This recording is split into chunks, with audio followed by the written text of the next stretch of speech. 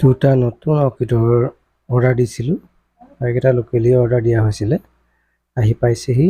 এতিয়া মই পলিথিনৰ পৰা উলিয়াব লৈছোঁ। এইকেইটা খুব সুন্দৰকৈ পেকেজিং কৰি আহিছে। পলিথিনৰ ভিতৰত দিছে যদিও চাৰিওফালে কাগজৰ টুকুৰা লগাই দিছে, যাৰ ফলত পুলিকেইটা ছেফলি আহিছে। মই আপোনালোকক উলিয়াই দেখাওঁ এইকেইটা পুলি।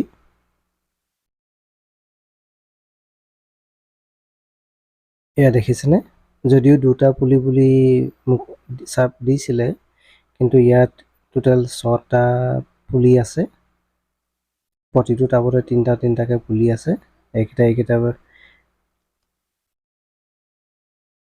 যথেষ্ট ফ্ৰেছ হৈ আছে, কোনো ডেমেজ বা ঘাঁহ লাগি অহা নাই। আৰু যিটো ডাঙৰ টাবত আহিছে, সেই টাবটোত আপোনাৰ নাৰিকলৰ টুকুৰা লগাই দি পঠিয়াইছে।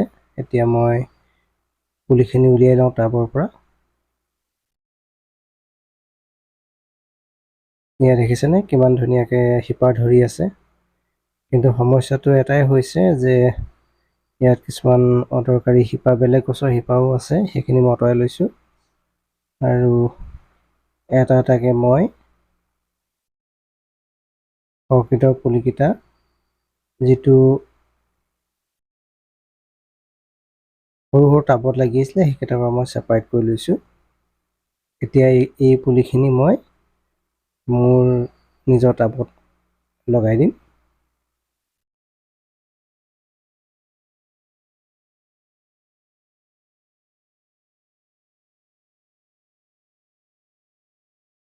এই 3টা ৰেডি হৈ গ'ল, লগাব পৰা হৈ গ'ল। এতিয়া মই 1 লিটাৰ পানী লৈছোঁ।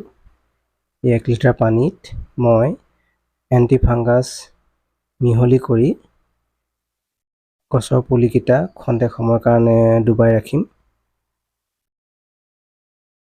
কাৰণ যদিহে ইয়াত কিবা বেমাৰৰ বীজাণু লাগি আহিছে বা বেক্টেৰিয়া লাগি আহিছে, সেই বেক্টেৰিয়াখিনি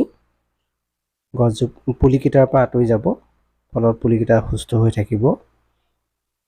প্ৰথমতে মই পুলিকেইটা এটা এটাকৈ শিপাৰ পৰা আধালৈকে যিমানটো পাৰোঁ সিমানটো মই ডুবাই ৰাখিছোঁ। মই প্লাষ্টিকৰ টাব লৈছোঁ আৰু ইয়াত যিমান পাৰোঁ সিমান বহলকৈ ফুটা ৰাখিছোঁ, যাতে ইয়াত এয়াৰ ফ্ল'টো ভাল ধৰণে হয়।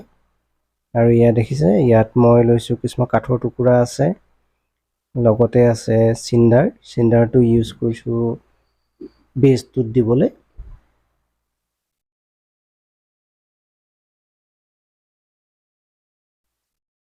এতিয়া টাবকেইটা মই প্ৰথমে চিণ্ডাৰ, কাঠৰ টুকুৰা আৰু নাৰিকলৰ টুকুৰা দি পেলাই ভাল ধৰণে কৰি লৈছোঁ।